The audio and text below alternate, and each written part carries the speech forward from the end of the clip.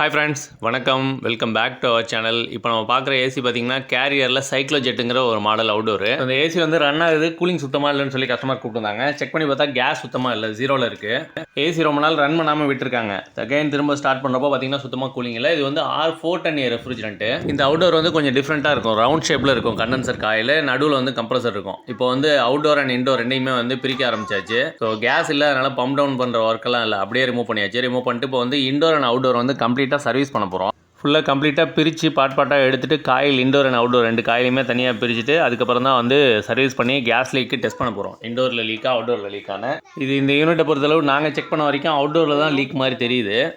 So அது இல்லாமல் master service பண்ணுற மாதிரி இருக்குது. ரொம்ப நாளாக வந்து சர்வீஸ் பண்ணாமல் வச்சுருக்காங்க, ரொம்ப டர்ட்டியாக இருந்தது. அதனால் கஸ்டமர்கிட்ட சொல்லிவிட்டு ஃபுல்லாக பிரித்து சர்வீஸ் பண்ணிட்டு அதுக்கப்புறம் தான் லீக்கே டெஸ்ட் பண்ண போகிறோம் ப்ரெஷர் கொடுத்து. ஸோ அதுக்காக இன்டோரில் இருக்க கவர் எல்லாத்தையுமே ரிமூவ் பண்ணிகிட்ருக்கோம்.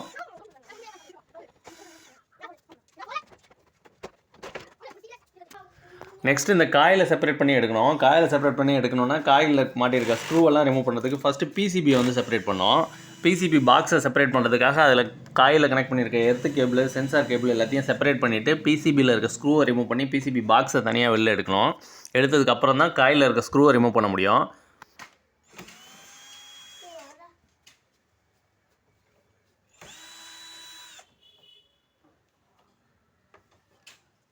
பிசிபியை செப்பரேட் பண்ணி எடுக்கணும்னா பிஃபோரே பார்த்தீங்கன்னா பிசிபியில் உள்ள கனெக்ஷன் ரிமூவ் பண்ணோம். ஸ்விங் மோட்ரு அண்ட் உள்ளே இருக்க வந்து ப்ளோயர் மோட்டரோட கனெக்ஷன் எல்லாத்தையுமே கனெக்டர் எல்லாத்தையுமே ரிமூவ் பண்ணால் தான் பிசிபியை செப்பரேட்டாக எடுக்க முடியும். ஸோ அதுக்கப்புறம் தான் வந்து ப்ளோயர் மோட்டர்லாம் தனியாக கழட்ட முடியும். So swing motor and blower motor connector எல்லாத்தையுமே ரிமூவ் பண்ணிட்டுருக்கேன். அதை ரிமூவ் பண்ணி முடிச்சதுக்கப்புறம் தான் பிசிபியை செப்பரேட் பண்ணி எடுக்க முடியும்.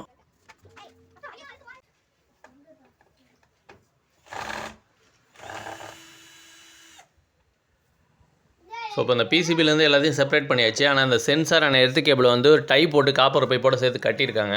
ஸோ அதை ரிமூவ் பண்ணிட்டோம்னா இப்போ பிசிபி வந்து செப்பரேட்டாக வந்துருச்சு. இப்போ தனியாக பிசிபி ரிமூவ் பண்ணி எடுத்தாச்சு. அண்ட் அடுத்து தான் இப்போ காயில் பிரிக்க முடியும். காயில் வந்து சைடில் ஸ்க்ரூ இருக்கும். இந்த ஸ்க்ரூலாம் கழட்டணுன்னா இந்த பிசிபியை ரிமூவ் பண்ணால் மட்டும்தான் முடியும்.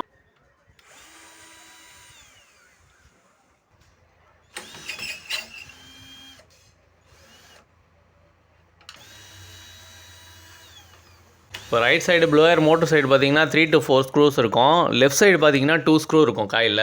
எல்லாத்தையுமே ரிமூவ் பண்ணியாச்சு. ரிமூவ் பண்ணிட்டு இப்போ வந்து காயில் செப்பரேட் பண்ணுறோம்.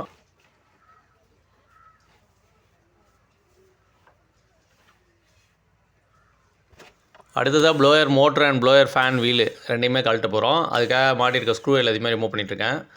ஸோ இதில் பார்த்தீங்கன்னா சாஃப்ட்டோட சேர்த்து ஒரு ஸ்க்ரூ இருக்கும். அதை ரிமூவ் பண்ணால் தான் ப்ளோயர் மோட்டரையும் வீலையும் தனியாக செப்பரேட் பண்ணி எடுக்க முடியும். லெஃப்ட் சைடில் பார்த்தீங்கன்னா புஷ்ஷு கொடுத்துருப்பாங்க ப்ளோயர் வீல் அட்டாச் ஆகிற மாதிரி.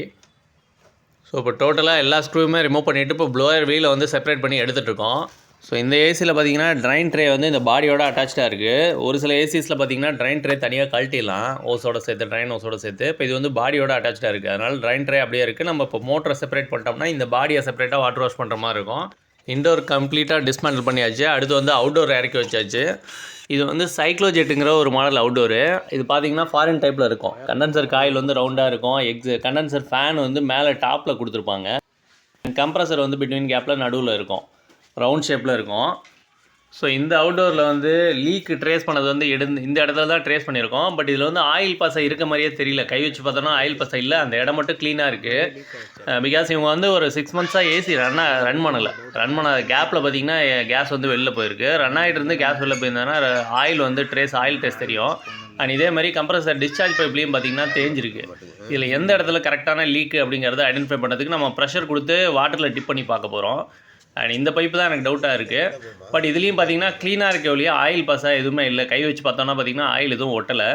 ஸோ இப்போ இது வந்து இதுலேயும் ஒயரிங் எல்லாத்தையுமே செப்பரேட் பண்ண போகிறோம். பிகாஸ் இதையும் ஃபுல்லாக சர்வீஸ் பண்ணிட்டு தண்ணியில் டிப் பண்ணி பார்க்க போகிறோம். அதனால் வந்து கம்ப்ரஸர் டெர்மினல் கேபிள் எல்லாத்தையுமே ரிமூவ் பண்ணிகிட்ருக்கோம். இது வந்து நான் இன்வெர்ட்டர் ஸ்ப்ளிட் ஏசி தான். இது நார்மல் கம்ப்ரஸர் ஒயரிங் வந்து சிஎஸ்ஆர் ஒயரிங் தான். இதில் இருக்க கெப்பாசிட்டர் எல்லாத்தையுமே செப்பரேட் பண்ணியிருக்கோம். இதோட கெப்பாசிட்டர் டெர்மினல் எல்லாமே சைடில் கொடுத்துருக்காங்க. இந்த கெப்பாசிட்டரோட கிளிப்பை கழட்டிட்டு கெப்பாசிட்டர் அண்ட் டெர்மினல் தனியாக கழட்டினோம்னா கேபிள் செப்பரேட்டாக உருவிடலாம். ஒயரிங் பார்ட் எல்லாமே வந்து தனியாக வந்துருச்சு. அடுத்து இப்போ இதில் இருக்கிறது பார்த்திங்கன்னா கண்டென்சர் காயில், கம்ப்ரஸர் இது தான் இருக்குது. நம்ம வந்து இப்போ அப்படியே இந்த கவரையும் கழட்டிட்டு தான் நம்ம வந்து செக் பண்ண போகிறோம். அதனால் சைடு கவரை வந்து கழட்டிட்டு இருக்கோம்.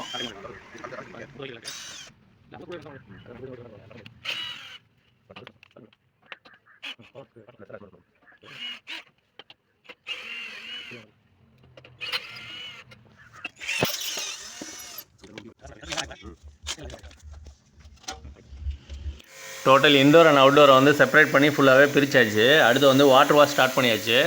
இன்டோர் காயில் வந்து வாட்டர் வாஷ் பண்ணிகிட்ருக்கோம். அண்ட் இன்டோர் காயில் வந்து ரொம்ப டர்ட்டியாக தான் இருக்குது. ஏசி கண்டினியூஸாக ரன் பண்ணியிருக்காங்க. ரன் பண்ணிட்டு விட்டாங்க வின்டர் சீசனில். அடுத்து ஸ்டார்ட் பண்ணி பார்க்குறப்ப தான் ஏசியில் கூலிங் வரல. அதுக்கப்புறம் தான் நம்மளை கூப்பிட்டாங்க. போய் செக் பண்ணி பார்த்தா ரெஃப்ரிஜரண்ட் இல்லை. ஸோ கஸ்டமர்கிட்ட சொல்லிவிட்டு இது வந்து கேஸ் ஃபில் பண்ணுற மாதிரி இருக்கும், லீக் எங்கேங்கிறத டெஸ்ட் பண்ணிட்டு ஃபில் பண்ணுற மாதிரி இருக்கும், அது இல்லாமல் வந்து ரொம்ப டர்ட்டியாக இருக்கிறதுனால ஃபுல் சர்வீஸ் பண்ணுற மாதிரி இருக்கும்னு சொல்லிட்டேன் பிரிக்கிறதுனால. அவங்களும் ஓகேன்ட்டாங்க. அதனால் இப்போ போத் இன்டோர் அண்ட் அவுட்டோர் ரெண்டுமே வந்து ஃபுல்லாக வாட்டர் வாஷ் பண்ணிகிட்ருக்கோம்.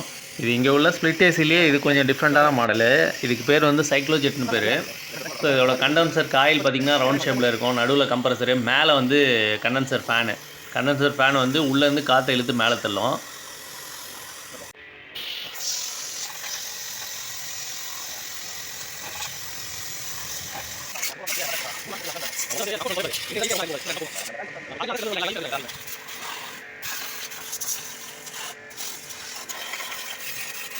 வீடியோட லென்த் அதிகமாக இருக்கிறதுனால ஆஸ் யூஷுவல் எப்பவும் போல் வந்து தேவையான கிளிப் மட்டும் ஸ்லோவில் வச்சு இது எல்லாமே ஃபாஸ்ட் ஃபார்வர்டில் தான் வச்சுருக்கேன். ஸோ இப்போ ஒவ்வொன்றா செப்பரேட்டாக வந்து வாஷ் பண்ணிகிட்ருக்கோம். இது ப்ளோயர் வீலு. எல்லாமே ரொம்ப டர்ட்டியாக தான் இருக்குது. க்ளீன் பண்ணதுக்கப்புறம் பாருங்கள் ப்ளூ கலர் நல்லாவே தெரியுது.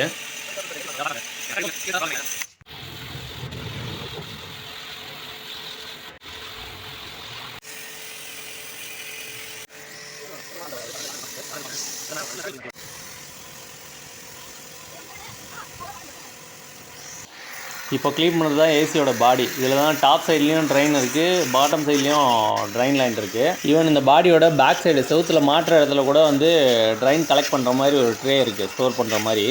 ஸோ இதை வந்து க்ளீன் பண்ணுறதுக்கு இந்த மாதிரி ரிமூவ் பண்ணி க்ளீன் பண்ணால் தான் வந்து இந்த ட்ரே வந்து ஃபுல்ஃபில்லாக க்ளீன் பண்ண முடியும். ஸோ கவர் பண்ணி வாஷ் பண்ணுறப்ப இந்த ட்ரே வந்து அவ்வளோ பர்ஃபெக்டாக பண்ண முடியாது. காயில் மட்டும்தான் க்ளீன் பண்ண முடியும். காயிலும் பார்த்திங்கன்னா ஒரு 60 to 70% தான் க்ளீன் ஆகும். இந்த மாதிரி கழட்டி பண்ணுறப்ப 100% வந்து சாட்டிஸ்ஃபைடாக பண்ணலாம். இது வந்து பேக் சைட் ட்ரேங்க. பேக் சைட்லேயும் பார்த்திங்கன்னா வாட்டர் கலெக்ட் பண்ணுறதுக்காக அந்த இடம் இருக்குது. இந்த இடத்துலேயே வந்து தண்ணி தேங்கும். அடுத்தது அவுட்டோரோட டாப் கவரு. இதில் தான் கண்டென்சர் ஃபேன் ஃபிக்ஸ் பண்ணியிருப்போம். இந்த ஃபேன் எல்லாம் ரிமூவ் பண்ணிட்டு கவரை க்ளீன் பண்ணிகிட்ருக்கேன். நான் இப்போ சர்வீஸ்லாம் முடிஞ்சிச்சு. அடுத்து வந்து அவுட்டோருக்கு ப்ரெஷர் கொடுத்து லீக் டெஸ்ட் பண்ண போகிறோம். ஸோ அதுக்காக வந்து கேஸ் ப்ரெஷர் கொடுத்துட்ருக்கோம். இப்போ எனக்கு பார்த்திங்கன்னா நான் கேஸ் ப்ரெஷர் வந்து R32 வந்து கொடுக்க போகிறேன். இதில் காமனாக பார்த்திங்கன்னா நைட்ரஜன் ப்ரெஷர் தான் கண்டிப்பாக கொடுக்கணும். பட் நைட்ரஜனை மட்டும் இல்லாதனால 32 கேஸை வந்து ப்ரெஷரை கொடுக்குறோம். 32 கேஸை வச்சு வந்து லீக் டெஸ்ட் பண்ணுறோம். இப்போ லீக் வந்து ஐடென்டிஃபை பண்ணியிருக்கோம் ஒரு இடத்துல. நம்ம செக் பண்ண இடம் தான். அந்த பைப்பு வந்து ஆயில் ட்ரேஸ் மாதிரி இருந்துச்சு இல்லையா, அந்த இடத்துல தான் லீக் இருக்குது. அதை வந்து கன்ஃபார்ம் பண்ணியாச்சு. பட் வந்து கரெக்டாக எந்த இடம்னு கண்டுபிடிக்க முடியல. நம்ம அடுத்து வந்து ஃபோம் போட்டு பார்க்க போகிறோம். ஸோ இந்த இடத்துல லீக் ஆகுது நல்லா தெரியுது. பைப்பில் பார்த்திங்கன்னா பைப் கட்டான மாதிரி இருக்குது. அண்ட் இதில் பபுள் வந்து நல்லாவே வருது. அந்த இடம் தான் லீக் அவுட்டோரில். ஸோ இப்போ அதை க்ளீன் பண்ணிட்டு நம்ம வெல்டிங் பண்ண போகிறோம். இது வந்து பெரிய லீக்கு தான். ஏசியை வந்து சுவிட்ச் ஆஃபில் இருக்கப்போ இந்த மாதிரி ஆயிருக்கு. ஸோ இப்போ வந்து அந்த இடத்த வெல்டிங் பண்ணிகிட்ருக்கோம். அடுத்து வெல்டிங் ஒர்க்கு கம்ப்ளீட் ஆகிடுச்சு. நெக்ஸ்ட் வந்து லீக்கை டெஸ்ட் பண்ண போகிறோம். ஸோ இது வந்து சைக்ளோஜெட் மாடல்னால ரவுண்டாக இருக்கிறதுனால நமக்கு வந்து லீக் டெஸ்ட் பண்ணுறதுக்கு ஒரு பெரிய அண்டா கிடச்சிது. இதை வந்து ரெண்ட்டுக்கு எடுத்துகிட்டு வந்து தண்ணியை ஃபில் பண்ணி உள்ளே டிப் பண்ணியாச்சு. அகைன் வந்து அந்த 32 கேஸே வந்து ப்ரெஷர் கொடுத்துட்டு செக் பண்ணி பார்க்குறப்போ பார்த்திங்கன்னா வெல்டிங் எல்லாம் பர்ஃபெக்டாக முடிஞ்சு, லீக் எதுவுமே இல்லை. பட் இந்த வெல்டிங் வந்து நான் காட்டுறதுக்கு ரொம்ப சிம்பிளாக இருந்தது. பட் அதுக்கப்புறம் நிறைய ரீஒர்க் பார்த்தோம். அது வந்து வீடியோ எடுக்க முடியல. பிகாஸ் அந்த பைப்பை வந்து இன்னொரு பைப்பை வச்சு குவார்ட்டர் பைப்பை வச்சு ஜாயின் பண்ணுறப்போ பார்த்திங்கன்னா அடுத்தடுத்து பொத்துக்கிட்டே போயிடுது. ஸோ அது வந்து அந்தளவுக்கு வீக்காக தான் இருக்குது. லோ ஃப்ளேமில் வச்சு தான் வெல்டு பண்ணணும். என்ன தான் லோ ஃப்ளேமில் வச்சாலுமே பார்த்திங்கன்னா ஒழுங்காக வந்து வெல்டிங் ராடு பிடிக்க மாட்டேங்குது. ஹை ஃப்ளேமில் வச்சோம்னா பைப் வந்து ஓட்ட விழுந்துடுது. ஒரு வழியாக வெல்டிங் ஒர்க்லாம் நல்லா முடிச்சுட்டு அடுத்து ஒரு லீக்கெல்லாம் டெஸ்ட் பண்ணிவிட்டு திரும்ப வந்து ஒயரிங்கை ரூட் பண்ணிட்டுருக்கோம் அவுட்டோரில். இப்போ இதில் ரிமூவ் பண்ண மாதிரியே கனெக்ட் பண்ணிட்டுருக்கோம். காமன் ரன்னிங் ஸ்டார்டிங் இந்த 3 கேபிளுமே ரிமூவ் பண்ண மாதிரி கம்ப்ரஸரில் வந்து கனெக்ட் பண்ணி முடிச்சாச்சு. அண்ட் பாடியிலேருந்து ரிமூவ் பண்ண ஒயரிங் ஃபுல்லாகவே திரும்ப வந்து ரீகனெக்ட் பண்ணிட்டுருக்கோம். கெப்பாசிட்டர் கனெக்டர் எல்லாத்தையுமே அதே இடத்துல ஃபிக்ஸ் பண்ணிட்டுருக்கோம். அடுத்து டாப்பில் ரிமூவ் பண்ண கண்டென்சர் ஃபேன் ஹவுசிங்கும் ஃபுல்லாக எல்லாம் ஃபிக்ஸ் பண்ணிவிட்டு மேலே டாப்பில் வந்து ஸ்க்ரூ போட்டுட்ருக்கோம். அவுட்டோர் ஒர்க் ஃபுல்லாகவே முடிஞ்சு. நெக்ஸ்ட் வந்து இண்டோர் காயில் பிரிச்சிருக்கோம் இல்லையா, அதுக்கு வந்து ப்ரெஷர் போட்டுருக்கோம். ஒரு சைடு டம்மி நட்டை போட்டு வந்து இண்டோரில் ப்ரெஷர் கொடுத்தாச்சு. அவுட்டோர் எப்படி செக் பண்ணுமோ அதே மாதிரியே வாட்டரில் டிப் பண்ணி பார்த்தாச்சு. இண்டோரில் எந்த லீக்கும் இல்லை. பொதுவாக இந்த மாதிரி லீக் டெஸ்ட் வந்து நைட்ரஜன் சிலிண்டர் வச்சு தான் ஃபில் பண்ணி லீக் டெஸ்ட் பண்ணுவாங்க ப்ரெஷர் கொடுத்து. பட் நம்மகிட்ட நைட்ரஜன் சிலிண்டர் இல்லை. அதனால் வந்து 32 கேஸ் வந்து சூஸ் பண்ணியிருக்கோம். இப்போ இண்டோர் எல்லாமே சர்வீஸ் பண்ணி கம்ப்ளீட்டாக வந்து க்ளீன் பண்ணி முடிச்சாச்சு. கழட்ட மாதிரியே திரும்ப வந்து ரீஅசம்பிள் பண்ணிகிட்ருக்கோம். இந்த ஏசிக்கு ப்ரெஷர் கொடுத்து பார்க்குறதுக்கு பொதுவாக பார்த்திங்கன்னா நைட்ரஜன் தான் யூஸ் பண்ணுவாங்க. நம்மகிட்ட நைட்ரஜன் இல்லை. அதனால் வந்து 32 சூஸ் பண்ணியிருக்கோம். அஃப்கோர்ஸ் இது பார்த்திங்கன்னா ஃப்ளேமபிள் கேஸு. பட் இதை சூஸ் பண்ணுறதுக்கான காரணம் என்னென்னா, இது வந்து GWP குளோபல் வார்மிங் பொட்டன்ஷியல் வந்து மற்ற ரெஃப்ரிஜரண்ட்டை கம்பேர் பண்ணுறப்ப 22-410 கம்பேர் பண்ணுறப்ப இது வந்து ரொம்ப லோவாக இருக்குது. அதனால் வந்து சுற்றுச்சூழலை பாதிக்காது இந்த ரெஃப்ரிஜரண்ட் காற்றுல திறந்து விட்டாலும். ஸோ இப்போ நம்ம ப்ரெஷர் செக் பண்ணுறப்ப கேஸ் வந்து வெளியில் போகும். ஸோ அப்படிங்கிறப்ப காற்றுல மிக்ஸ் ஆகும். அப்படி மிக்ஸ் ஆனால் கூட இது வந்து சுற்றுச்சூழலில் பெருசாக பாதிக்காது. இப்போ 22 ஆர் 410 ரெஃப்ரிஜரண்ட்டோ இதில் வந்து லீக் டெஸ்ட் பண்ணோன்னா காற்றுல கலக்கிறப்ப அது சுற்றுச்சூழலில் பாதிக்குது. ஸோ குளோபல் வார்மிங் பொட்டன்ஷியல் வந்து 22லாம் ரொம்ப அதிகம். ஸோ அது வந்து காற்றுல மிக்ஸ் பண்ணக்கூடாது. அதே மாதிரி ஓசோன் டிப்ளாய்மெண்ட் பார்த்திங்கன்னா இதில் வந்து 0ங்க, இந்த R32. அதனால தான் இது சூஸ் பண்ணேன். பட் இது வந்து ஃப்ளேமபிள் கேஸு, கொஞ்சம் சேஃபாக தான் ஒர்க் பண்ணணும். அதே போல் லீக் டெஸ்ட் பண்ணிட்டு ப்ராப்பராக வேக்யூம் மிஷின் வச்சு ஃபுல்லாக உள்ளே இருக்க எல்லாத்தையுமே வெளியில் எடுத்துகிட்டு அதுக்கப்புறம் தான் நம்ம இந்த திரும்ப வந்து ரீஃபிக்ஸிங்கை ஸ்டார்ட் பண்ணுறோம். இண்டோர் வந்து ரிமூவ் பண்ண மாதிரியே திரும்ப வந்து ரீஅசம்பிள் பண்ணிகிட்ருக்கோம். ஸோ காயில் ஃபிக்ஸ் பண்ணியாச்சு. அடுத்து வந்து பிசிபி வந்து ஃபிக்ஸ் பண்ணியாச்சு. ஸ்விங் மோட்டர் கழட்டின இடத்துலேயே வந்து ப்ளேஸ் பண்ணிகிட்ருக்கேன். அண்ட் இதில் இந்த ப்ரெஷர் போட்டு பார்க்குறதுல பார்த்தீங்கன்னா எது எக்கனாமிக்குன்னா நைட்ரஜன் தான் எக்கனாமிக்கு. பட் நைட்ரஜன் வந்து நாங்கள் இருக்க இடத்துல ஈஸியாக கிடைக்கல. அது இல்லாமல் நைட்ரஜன் சிலிண்டர் நம்மகிட்ட இருக்கணும். அப்படி இல்லைன்னா டெபாசிட் பே பண்ணுற மாதிரி இருக்குது. ஸோ அதெல்லாம் கம்பேர் பண்ணுறப்ப பார்த்தீங்கன்னா இனிஷியல் அமௌண்ட் வந்து ரொம்ப அதிகமாக இருக்குது. ஸோ அதே மாதிரி அதை கேரி பண்ணி ரொம்ப தூரத்துலேருந்து கொண்டு வரதும் பெரிய விஷயமா இருக்குது. அதனால் வந்து நம்ம 32 சூஸ் பண்ணோம். மெயினான விஷயம் அந்த மாதிரி ஏர் கண்டிஷனரு, ரெஃப்ரிஜிரேட்டர் இதெல்லாம் பார்த்திங்கன்னா ப்ரெஷர் டெஸ்ட் பண்ணுறதுக்கு வந்து ஏர் கொடுக்கவே கூடாது. ஏர் கொடுத்தோன்னா உள்ள மாய்ச்சர் கண்டென்ட் வந்து அதிகமாகிடும். அதே போல் வந்து ஏரில் உள்ள டஸ்ட் பார்ட்டிகல் ஃபுல்லாகவே வந்து உள்ளே போய் மிக்ஸ் ஆகிரும். சிஸ்டமில் டஸ்ட்டு அதிகமாக ஃபார்ம் ஆச்சு அப்படின்னா அது வந்து கூலிங் வந்து சரியாக ப்ராப்பராக இருக்காது. பிகாஸ் வந்து சோக் ஆகிறதுக்கு நிறைய வாய்ப்பு இருக்குது. அதனால் முடிஞ்ச அளவுக்கு ஏர் ப்ரெஷர் கொடுத்து லீக் டெஸ்ட் பண்ணாதீங்க எப்போதுமே. ஸோ நானே அந்த தப்பை வந்து முன்னாடிலாம் பண்ணியிருக்கேன் ஒரு 5 இயர்ஸ் முன்னாடி. பட் இப்போ வந்து நான் அந்த தப்பை பண்ணுறது கிடையாது. முடிஞ்சால் வந்து நைட்ரஜன் எடுத்துக்கிறது, முடியாத பட்சத்துக்கு இந்த மாதிரி ஏதாவது ரெஃப்ரிஜரண்ட்டை கொடுத்து செக் பண்ணிக்கிறது பெட்டர். வந்து 32 என்னை பொறுத்தளவுக்கு 32 வந்து பெட்டர் தான். நம்ம வந்து ஏரில் திறந்துவிட்டாலும் வந்து பெருசாக பாதிப்பு கிடையாது. இப்போ ஒர்க் ஃபுல்லாகவே முடிஞ்சு ஏசியை பழையபடியாக வந்து ரீஃபிக்ஸ் பண்ணியாச்சு. அண்ட் இதில் ஒரே ஒரு ப்ராப்ளம் என்னென்னா நான் வந்து ஃபோமு இன்சுலேஷன் டேப் எதுவுமே கொண்டு வரல. அதனால் வந்து காப்பர் பைப்பில் என்னால் ஃபோம் போட முடியல. நான் பார்த்துட்டு இருக்கிறது ரொம்ப ரூரல் ஏரியா. ஷாப்புக்கு போகணுன்னாவே கிட்டத்தட்ட ஒரு 35 கிலோமீட்டர்ஸ் போகணும். அதனால் என்னால் ஒன்றும் பண்ண முடியல. இப்போதைக்கு நான் ஃபிக்ஸ் பண்ணி கொடுத்துட்டு கஸ்டமர்கிட்ட சொல்லிட்டேன். வேக்யூம் ஃபுல்லாக கம்ப்ளீட் ஆகி அடுத்து ஹோல்டு டைம் கொடுத்து அதுக்கப்புறம் பார்த்தீங்கன்னா கேஸ் சார்ஜிங்கை ஸ்டார்ட் பண்ணியாச்சு. இது ரெஃப்ரிஜரண்ட் வந்து 410 ரெஃப்ரிஜரண்ட்டு இப்போ சார்ஜ் பண்ண போகிறோம். 410 பொறுத்தளவுக்கு லிக்விட் சார்ஜ் தான் பண்ணணும். ஏன் லிக்விட் சார்ஜ் பண்ணோன்னா இது வந்து 2 காம்பனன்ட் ரெஃப்ரிஜரண்ட். இது வந்து பார்த்திங்கன்னா R125 அண்ட் R32 ரெண்டும் மிக்ஸ் ஆன கேஸு. ஸோ அதனால் வந்து நம்ம வேஃபர் சார்ஜ் பண்ண முடியாது. இது வந்து லிக்விட் சார்ஜாக பண்ணால் தான் ஈவனாக வந்து 50% வந்து சார்ஜ் ஆகும். அதனால் வந்து சிலிண்டரை ஃபுல்லாக வந்து ஒரு ஷேக் பண்ணிவிட்டு அடுத்து கேஸ் சார்ஜிங்கை ஸ்டார்ட் பண்ணியாச்சு. இப்போ வந்து சிஸ்டம் வந்து ஆஃபில் இருக்குது. ஆஃபில் இருக்கப்போ வந்து நம்ம இனிஷியலாக சார்ஜ் பண்ணோம் 410. இப்போ 32 ஆர் 22 பார்த்திங்கன்னா சிங்கிள் காம்பனன்ட் ரெஃப்ரிஜரண்ட். அது பார்த்திங்கன்னா வந்து எதுவும் மிக்சிங் கிடையாது. அதனால் வேஃபர் சார்ஜ் கூட பண்ணலாம். பட் 410 வந்து double component refrigerant. R125 R32 ரெண்டும் மிக்ஸ் ஆனது ஈக்குவலாக 50% வந்து சார்ஜ் பண்ணுற மாதிரி இருக்கும். அப்படி இருக்கப்போ நம்ம லிக்விட் சார்ஜ் பண்ணால் மட்டும்தான் ப்ராப்பராக பண்ண முடியும். முடிஞ்சால் லிக்விட் ஃபார்மில் இருக்கப்பையும் ஒரு ஷேக் பண்ணிவிட்டு சார்ஜ் பண்ணோம்னா இன்னும் கொஞ்சம் ப்ராப்பராக இருக்கும். ஸோ இப்போ ஸ்டாண்டிங்கில் வந்து கேஸ் சார்ஜ் பண்ணிகிட்ருக்கோம். மேக்ஸிமம் சார்ஜ் பண்ணிவிட்டு அடுத்து வந்து ஏசியை ரன் பண்ண போகிறோம். ஸோ இப்போ ஒரு 50% பக்கம் சார்ஜ் பண்ணியாச்சு. இப்போ ஏசி வந்து ரன் ஆகிட்டுருக்கு. ஸோ பார்த்தீங்கன்னா தெரியும் டிஸ்சார்ஜ் பைப் வந்து ஃபுல்லாக வந்து ஐஸ் ஃபார்மேஷனில் இருக்குது. ரெஃப்ரிஜரண்ட் வந்து ரொம்ப லோவாக இருக்குது.